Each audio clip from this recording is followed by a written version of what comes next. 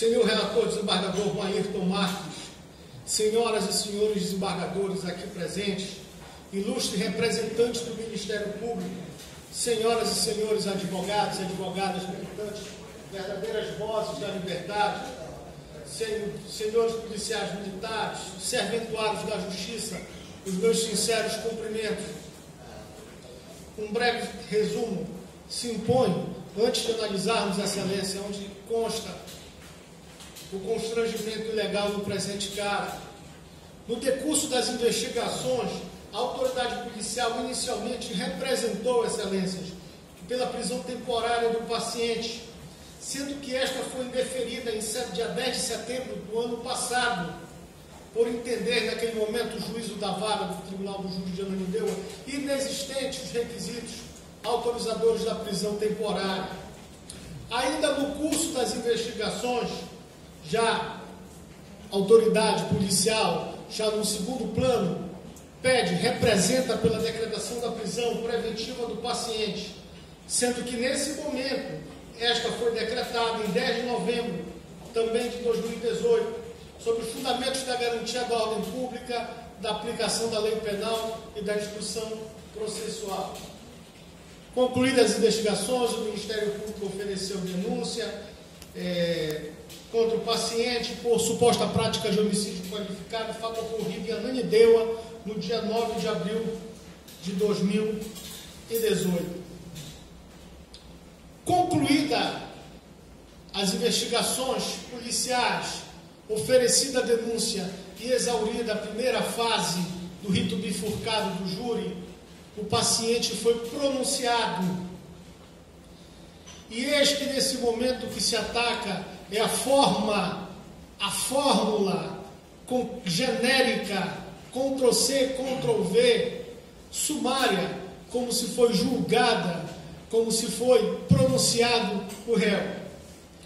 Em sentença de pronúncia, Excelências, desembargador Milton Nobre, o juízo coator foi sucinto e genérico. Ele não trouxe de forma expressa qualquer fato, o que chamamos de provisionalidade, qualquer fato específico que demonstrasse que, de alguma forma, prejudicasse a instrução processual, seja ameaçando testemunhas, sendo ameaçando vítimas, colocando em xeque de qualquer forma a estrutura regular do processo. Alegou apenas que o paciente, abre aspas, possui outros processos e o fato do crime ter repercutido no município.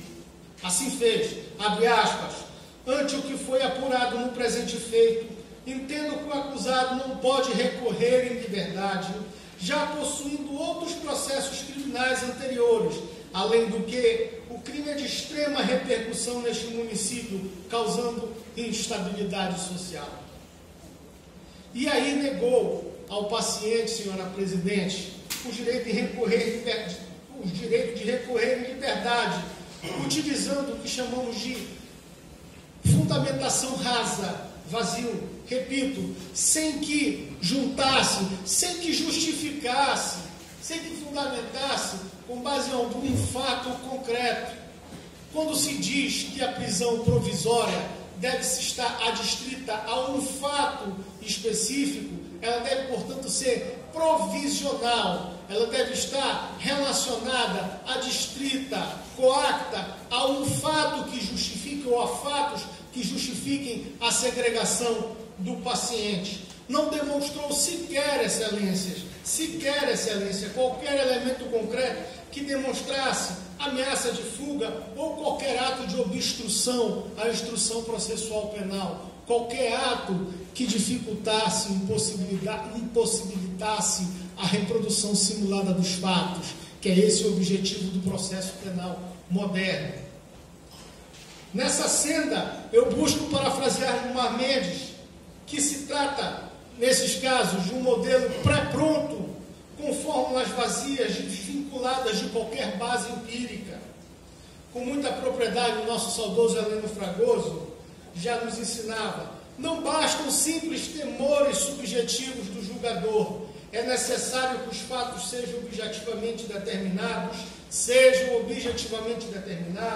para que possam existir os fundamentos da prisão preventiva. Somado a tudo isso, a essa ausência de provisionalidade, ou seja, a ausência de um fato específico que apontasse, que demonstrasse a ameaça à saúde processual, eu informo também aos senhores que os elementos de informação produzidos na fase inquisitorial passaram pelo crivo do contraditório e ampla defesa na primeira fase do rito bifurcado e, portanto, tornaram-se provas, ganharam a característica da bipolaridade. Portanto, a concessão da liberdade pós-pronúncia em nada compromete a consecução do processo penal, que é a reprodução simulada dos fatos. Modernamente não se fala mais em busca da verdade real, eis que impossível por razões lógicas, mas sim a reprodução simulada dos fatos. Uma vez que as provas produzidas na primeira fase já foram judicializadas, já foram impugnadas e passaram pelo crivo do Poder Judiciário. Registre-se também, excelências, que o paciente, ao tomar conhecimento, desembargador Maíra, ao tomar conhecimento do decreto preventivo, apresentou-se espontaneamente. Assim que tomou conhecimento do decreto preventivo, apresentou-se espontaneamente, demonstrando boa-fé para o processo, demonstrando devoção e respeito ao processo, demonstrando que não tem a intenção de furtar-se à aplicação da lei penal e, de alguma forma, prejudicar a instrução processual penal. Como todas as segundas-feiras exaustivamente é colocado que a repercussão do crime e o clamor social não são justificativas legais para a prisão preventiva, e o apelo à preservação da credibilidade da justiça